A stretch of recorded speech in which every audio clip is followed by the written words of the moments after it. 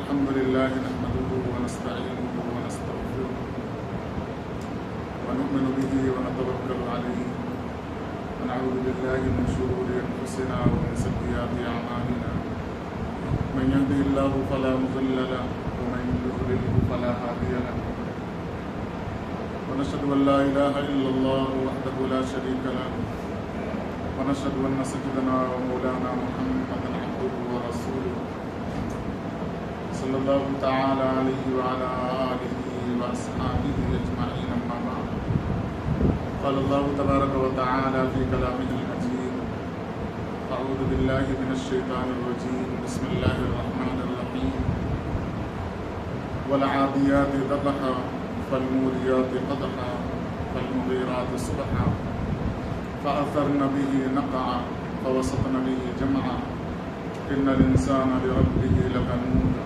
وإنه على ذلك لشهيد وإنه لحب الخير لشديد أفلا يعلم إذا بعثر ما في القبور وحصل ما في الصدور إن ربهم بهم يومئذ لخبير صدق الله العظيم وصدق رسوله النبي الكريم ونحن على ذلك لمن الشاهدين والشاكرين والحمد لله رب العالمين رب اشرح لي صدري ويسر لي أمري واحلل عقدة من لساني يفقهوا قولي آمين برحمتك يا أرحم الراحمين والحمد لله رب العالمين. حضرات سامعین، اللہ جل شانہ کا لاکھ لاکھ شکر و احسان کہ اللہ جل شانہ نے ہمیں ایمان کی دولت سے نوازا اور جناب رسول کریم صلی اللہ علیہ وسلم کی امت کے اندر پیدا فرمایا اور نبی کریم صلی اللہ علیہ وسلم کا لاکھ لاکھ شکر و احسان کہ آپ صلی اللہ علیہ وسلم نے دین کی باتوں کو ہم تک پہنچایا.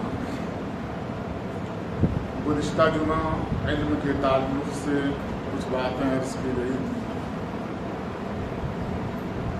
کیونکہ چھٹیوں کا وقت تھا تو علم کیسے دیا جائے، یعنی معلم کی کیا صفت ہونی چاہیے، سکھانے کا کیا طریقہ ہونا چاہیے، اس پر مختصر گفتگو ہوئی تھی. اور گزشتہ جمعہ اس بات پر گفتگو ہوئی تھی کہ طالب علم کیسے حاصل کرے، کیسے سیکھے، کیا صفات اس کے اندر ہونی چاہیے کہ جن صفتوں کی بنیاد پر ایک آدمی، ایک شخص یا ایک بچہ علم حاصل کرے، اس علم سے اسے فائدہ بھی ہو. مختصراً عرض کیا گیا تھا، بہت کم وقت ملتا ہے.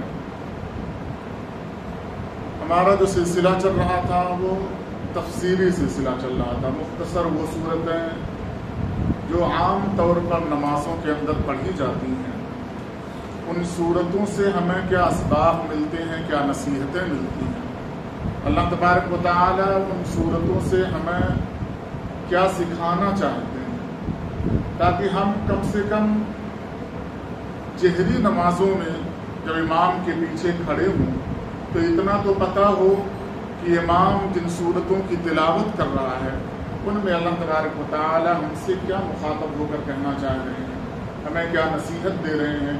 یہ سلسلہ چل رہا تھا، سورہ فاتحہ سے شروع ہوا اور پیچھے سے چھوٹی صورتوں کا سلسلہ چلتے ہوئے سورہ قاریعہ پر ختم ہوا تھا. پھر رمضان المبارک کا مہینہ اور اس کے بعد بھی سورہ قاریعہ ہی کے تعلق سے باتیں عرض ہوئی تھی. آج جس سورت خطبے کے درمیان تلاوت کی گئی ہے اس سورت کو سورہ عادیات کہا جاتا ہے. یہ بھی چھوٹی ہی صورت ہے، بہت بڑی صورت نہیں ہے، جیسا آپ نے ابھی سماعت فرمائی ہے، سنا ہے. اس کے اندر اللہ تبارک و تعالی نے گھوڑوں کی قسم کھائی ہے اور ان کی صفات کا تذکرہ کیا ہے. اور پھر انسان کے اندر ایک ایسی بیماری ہے جس بیماری پر اللہ تبارک و تعالی نے آگاہ کیا ہے. قرآن حکیم وہ کتاب ہے جو تمام انسانوں کی ہدایت کے لیے اللہ تبارک و تعالی نے اتارا. تو جسمانی جو مرض ہے یا روحانی جو مرض ہے ان تمام امراض کی نشاندہی بھی قرآن کرتا ہے کہ یہ مرض تمہارے اندر موجود ہے، کیسے مرض آیا ہے اس کا بھی اشارہ ہے، اس کی بھی وضاحت قرآن کریم کرتا ہے۔ اس مرض سے نکلنے کا طریقہ کیا ہونا چاہیے، اس کا علاج کیا ہونا چاہیے، اس کا بھی قرآن کریم تذکرہ کرتا ہے، بڑی تفصیل کے ساتھ گفتگو کرتا ہے۔ پہلے ہم اس سورت سے حاصل ہونے والے سبق کو دیکھیں، کیا نصیحت ہمیں ملتی ہے، پھر اگر وقت ملا تو اس کا ترجمہ کیا جائے گا انشاءاللہ، اگر وقت نہیں رہا تو آئندہ جمعہ اس کی تفصیلات پیش کی جائے گی۔ اللہ تبارک و تعالیٰ نے 5 قسمیں کھائی ہیں، اور وہ تمام قسمیں گھوڑوں کے تعلق سے ہیں۔ ان کی صفات کا تذکرہ اللہ تبارک و تعالیٰ نے کیا ہے۔ اس کے بعد اللہ تعالیٰ نے فرمایا کہ انسان بڑا ناشکرا ہے، ان الانسان لربہ لکنود۔ یہ اللہ تبارک و تعالیٰ نے انسان کی اس روحانی بیماری کی نشاندہی کی ہے، اور مثال اللہ تبارک و تعالیٰ نے گھوڑوں کی عطا فرمائی، گھوڑوں کی دی۔ دوسرے جانور کی بھی اللہ تبارک و تعالیٰ مثال دے کر انسان کو یہ بتا سکتا تھا کہ انسان بڑا ناشکرا ہے۔ علماء مفسرین نے بڑی بحثیں کی ہیں اس پر۔ آج کے زمانے کو دیکھیں اور اس زمانے پر نظر رکھیں جس زمانے میں قرآن کریم کا نزول ہو رہا ہے۔ اس وقت گھوڑا وہ سواری مانا جاتا تھا جو بڑا، جیسے ہم کسی بڑی گاڑی پر سواری کریں، ہوائی جہاز پر سواری کریں، BMW لے لیں اور بڑی گاڑی لے لیں، تو گاڑیاں تو ایک ہے، سائیکل ہے، بائک ہے، چھوٹی موٹی کار ہے، عام سواری ہے، کام چل جا رہا ہے۔ لیکن گھوڑا، اس سے بڑے بڑے کام لیے جاتے تھے، وہ سواری بڑی مکرم محترم مانی جاتی تھی۔ اس واسطے اللہ تبارک و تعالیٰ نے گھوڑے کا تذکرہ کیا، اور پھر اس کی اس صفت کا تذکرہ کیا ہے کہ گھوڑے کے اندر اپنے مالک سے بڑی وفاداری ہوتی ہے، اور لوگ جانتے تھے۔ آج بلا مبالغہ اگر آج کے عوام کے سامنے گھوڑوں کی وفاداری کے تذکرے کے ساتھ انسان کا تذکرہ کر دیا جائے، کوئی نہیں سمجھنے والا۔ آج کتے کی مثال دینا پڑے گا، وفاداری میں کتا بڑا مشہور ہے، اسے لوگ پالتے ہیں۔ لوگ کہتے ہیں کہ انسان سے زیادہ وفادار کتا ہو سکتا ہے۔ کیوں؟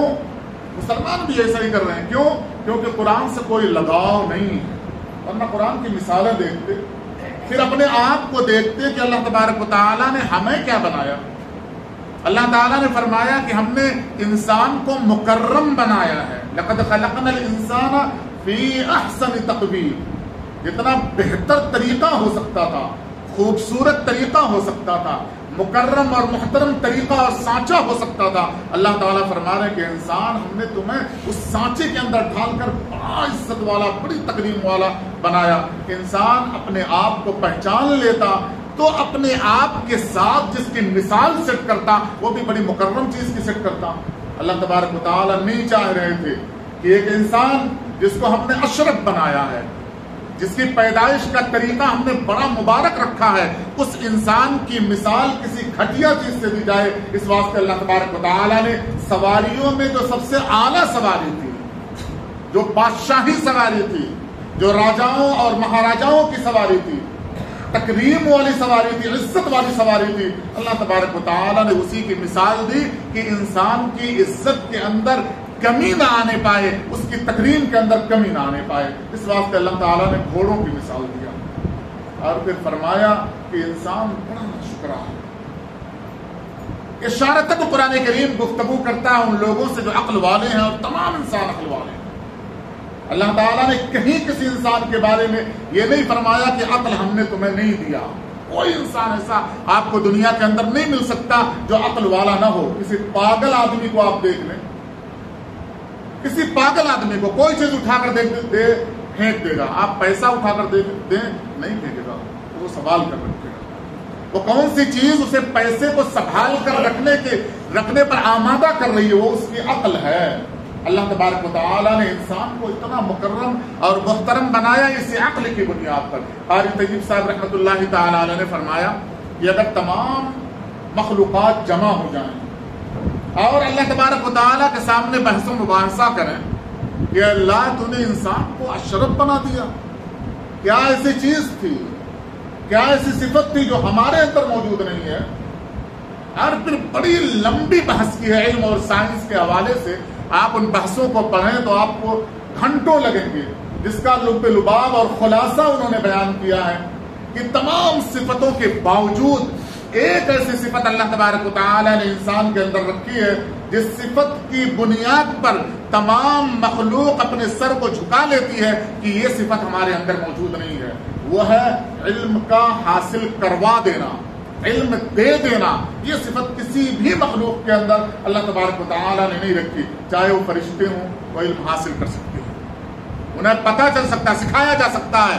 اسی فرشتے سے کہا جائے جبرائیل امین سے کہ کسی اور فرشتے کو تم سکھا دو، وہ صفت اللہ تبارک و تعالی نے جبرائیل امین کے اندر نہیں رکھا. کسی آپ جانور کو اٹھائیں، اسے کوئی بولی سکھائیں اور اس بولی کو مانوس کر دیں، اس بولی سے آپ آواز دیں، اس آواز پر وہ بھاگتا ہوا آئے گا. اس سے کہیں تمہارے بطن سے، تمہارے پیٹ سے جو بچہ پیدا ہوا ہے یہی بولی اسے بھی سکھا دو، وہ نہیں سکھا سکتا. یہ صفت اللہ تبارک و تعالیٰ نے انسان کے اندر رکھی ہے. اس واسطے اللہ تعالیٰ نے انسان کو اشرف بنایا. اب اس کی تمام مثالیں جو اللہ تبارک و تعالیٰ دے رہا ہے، کہیں جاہل جب کہتا ہے اللہ تعالیٰ تو اشارہ دیتا ہے، دل کو ٹھیس لگاتا ہے، دل کو چوٹ لگاتا ہے کہ تم جاہل نہیں ہو. جیسے کوئی گاڑی چلاتا ہوا جائے کٹ مارے تو لوگ کہتے ہیں پڑھا لکھا جائے گا، اور اس کا دل فوراً ایک دم تکلیف محسوس کرنے لگتا ہے، تم نے مجھے جاہل کہا. دراصل جاہل کہنا مقصود نہیں تھا، یہ جو صفت اس کی تھی کٹ مار کر چلنا، یہ جہالت کی علامت تھی. اللہ تبارک و تعالیٰ نے انسان کو مخاطب کیا کہ ہم نے اپنی امانت کو تمہیں دیا ہے، تم جاہل ہو، تم نے امانت کو لے لیا. یہ اللہ تبارک و تعالیٰ دل کو ٹھیس لگا رہے ہیں کہ تم تو جاہل نہیں تھے، یہ جہالت والی حرکتیں کیوں کرنے لگے. تو اللہ تبارک و تعالیٰ بڑی اونچی اونچی مثالیں ہمارے لیے دیا کرتے ہیں، اور ہم وہیں جا کر، جہاں نہیں جانا چاہیے وہیں جا کر رکتے ہیں. تو اللہ تبارک و تعالیٰ نے گھوڑے کی مثال دے کر، اس کی صفات کا تذکرہ کر کے ہمیں کہا ہے کہ تم بڑے ناشکرے ہو، یعنی شکر ہونا چاہیے تھا. ناشکرہ پن یہ بڑی گھٹیا چیز ہے. آپ قرآن کریم سے سوال کریں کہ ناشکرہ پن ہمارے اندر اگر آ جائے تو ہمیں کہاں کتنے نیچے لے جا سکتا ہے. اللہ تعالیٰ فرماتے ہیں لئن شکرتم لازیدنکم، جتنی نعمتیں تمہارے پاس موجود ہیں ان نعمتوں کا شکر کرو اور زیادہ وہ نعمتیں ملیں گی. یا وہ نعمت اگر ختم ہو گئی ہے تو مزید نعمتیں اللہ تبارک و تعالیٰ فرما رہے ہیں ہم دیں گے. وَلَئِن كَفَرْتُمْ إِنَّ عَذَابِي لَشَدِيدٌ، اگر تم ناشکری کرو گے تو اللہ تبارک و تعالیٰ نے حد نہیں بتائی. کہاں تم جب ناشکری کرو گے ان عذابی لشدید، میرا عذاب بڑا سخت ہے. جیسے باپ اپنے بیٹے کو سمجھاتا ہے، اپنی اولاد کو سمجھاتا ہے، محبت سے کھلاتا پلاتا ہے، ساری آشائش کی چیزیں لا کر دے دیتا ہے، اور جب وہ اپنی زبان دراز کرنا شروع کرے تو باپ کہتا ہے تمہیں معلوم نہیں میں کون ہوں، میں اگر کھلا سکتا ہوں، میں نعمتیں دے سکتا ہوں تو سزا بھی دے سکتا ہوں. وہ اندازہ لگوانا چاہتا ہے اپنی اولاد کو کہ بتانے کی ضرورت نہیں ہے، تم اندازہ لگاؤ میں تمہارا باپ ہوں، اس گھر کو چلا رہا ہوں، اتنی محنت مشقت کر رہا ہوں، تمہیں آشائشیں دے سکتا ہوں، تو ان آشائشوں کو لینے کے بعد تمہیں تکلیف میں مبتلا بھی کر سکتا ہوں. اللہ تبارک و تعالیٰ فرما رہا ہے ان عذابی لشدید، اس انسان کو مخاطب کر رہے ہیں جو بڑا عقل والا ہے کہ میرا عذاب بڑا سخت ہے، تاکہ انسان اس عذاب کا تصور کرے. اور جب انسان کسی چیز کو تصور میں لاتا ہے تو اپنے آپ میں کپ کپی طاری ہو جاتی ہے. وہ چھری کو دیکھے اور ایک بکرے کو کٹتا ہوا دیکھے، اس کی تکلیف کو محسوس کرے، خود چھرا جاتا ہے، خود تھرا جاتا ہے انسان. اللہ تعالیٰ وہ محسوس کروانا چاہتے ہیں. اللہ تعالیٰ فرما رہے ہیں کہ گھوڑا جس کی تم سواری کرتے ہو، جس کو تم نے پیدا نہیں کیا، جس کے تم خالق و مالک نہیں ہو، ایک وہ صفت اس کے اندر دے دی گئی ہے کہ تم سواری کے لیے جانور کو باندھ کر رکھے ہو، کھلا رہے ہو، پلا رہے ہو. اس کھلانے اور پلانے کی بنیاد پر اس گھوڑے کے اندر وہ وفاداری ہے کہ اگر دشمن کا لشکر تمہارے سامنے موجود ہو اور گھوڑے کو دکھائی دے رہا ہے کہ تلواریں چل رہی ہیں، اگر ان دشمنوں کے نرغے میں میں پھنسا تو واپس نہیں آؤں گا، لیکن 2 وقت کے کھانے کی بنیاد پر دو وقت کی آشائش کی بنیاد پر وہ اپنی جان کی کوئی پرواہ نہیں کرتا ہے، وہ اپنی جان کو جوخم میں ڈال کر تمہاری حفاظت کر دیتا ہے۔ اللہ تعالیٰ فرما رہے ہیں کیا صرف دو وقت کی نعمتیں بھی تم یاد نہیں کر سکتے؟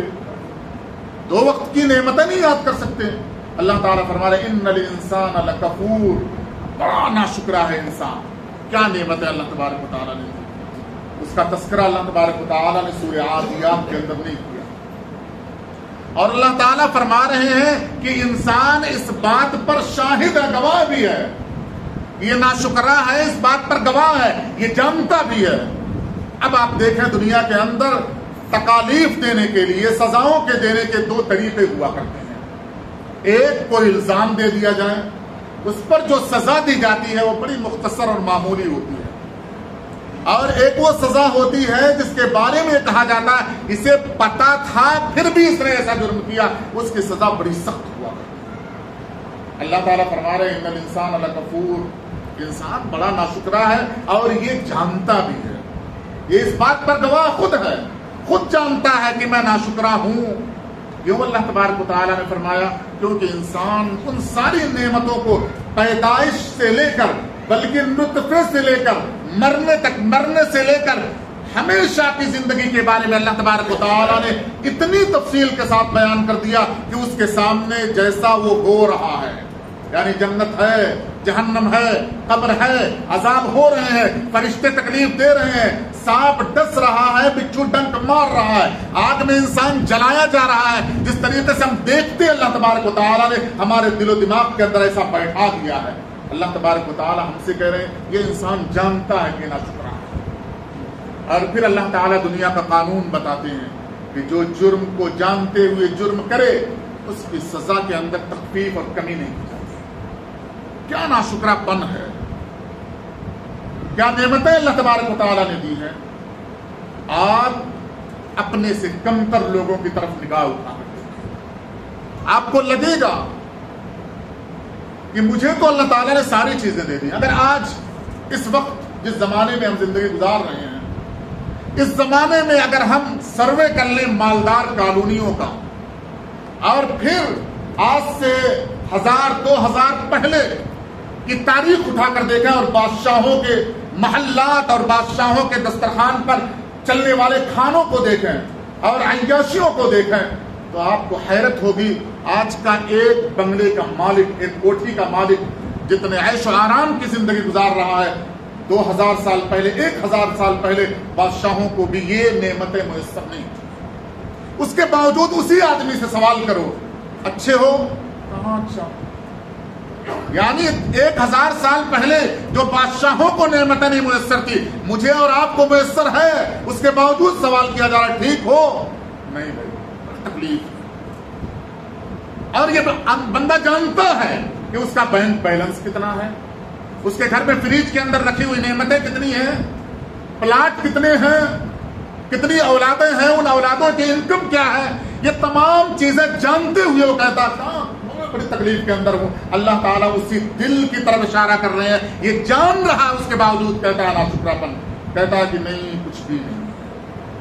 اللہ تعالیٰ نے جب شکر کا تذکرہ کیا ہے تو علماء نے تشریح کی، شکر گزاری کی صفات میں 5 پلرز کا تذکرہ کیا ہے، 5 بنیادوں کا تذکرہ کیا ہے کہ جس کی نعمتیں انسان استعمال کرے اس کے سامنے کیسے رہے۔ اللہ کی چونکہ ساری نعمتیں ہیں، سانس آ رہی ہے جا رہی ہے، یہ سب سے بڑی نعمت ہے، رک جائے ختم، یہاں سے شروعات کریں۔ اللہ تبارک و تعالیٰ کتنی نعمت دے رہے ہیں، یہ اللہ نے سانس دیا ہے ہماری زندگی گزارنے کے لیے، اور اس کو نکال دیا ہے تاکہ اندر کی جو خرابیاں ہیں وہ اس ناک کے ذریعے سے نکل جائے، کسی کو پتہ تک نہ چلے، بدبو بھی نہیں آتی، اور سارے جراثیم، ساری خرابیاں اللہ تبارک و تعالیٰ نکال کر باہر کر دیتے ہیں۔ اللہ تعالیٰ ہم سے اور آپ سے ہر سانس کے بدلے میں شکر گزاری نہیں چاہتے، ورنہ ہزاروں کی تعداد میں سانس لے رہے ہیں۔ اگر 1 گھنٹے میں 1000 بار ہی سانس لیا جائے، 1 گھنٹے میں 1000 بار اللہ تعالیٰ کہہ سکتے تھے الحمدللہ کہنا ایک سانس پر، یہ اس کا شکر ہے۔ پھر گھنٹہ ایسے ہی گزر جاتا، سانس لیتے رہتے الحمدللہ کہتے رہتے، اور 24 گھنٹے میں سونا نصیب نہیں ہوتا، لیکن اللہ تعالیٰ نے فرمایا یہ شکر نہیں ہے کہ تم 24 گھنٹہ صرف الحمدللہ کہو، ایک بات تو کہو الحمدللہ، اور دل کی گہرائی سے کہو، یہ استحضار رہے کہ اللہ واقعی نعمتوں کا دینے والا ہے، اے اللہ واقعی تو سانس کو دے رہا ہے، سانس اندر جا رہی ہے، برضا و خوشی تو نکال دے رہا ہے، کوئی تکلیف نہیں ہو رہی ہے، الحمدللہ۔ اللہ تعالیٰ فرمانے شکر ادا ہو گیا۔ اللہ تعالیٰ نے حضرت داؤد علیہ السلام کی آل کو قرآن کریم میں مخاطب کیا، آل داؤد شکر، اور اس کے بعد کا وَقَلِيلٌ مِّنْ عِبَادِيَ الشَّكُورُ، کہ بڑے کم ایسے بندے ہیں جو شکر ادا کرتے ہیں۔ شکر لفظ شاکر اور شکور، اللہ تبارک و تعالیٰ نے قرآن کریم میں ان دونوں الفاظ کا تذکرہ کیا ہے۔ ہم کہتے ہیں بڑا شاکر بندہ، بڑا شاکر بندہ، ہم ہمیشہ اللہ تعالیٰ کا شکر ادا کرتا ہے، یا جس کی نعمتیں کھا رہا ہے اس کا شکر ادا کرتا ہے۔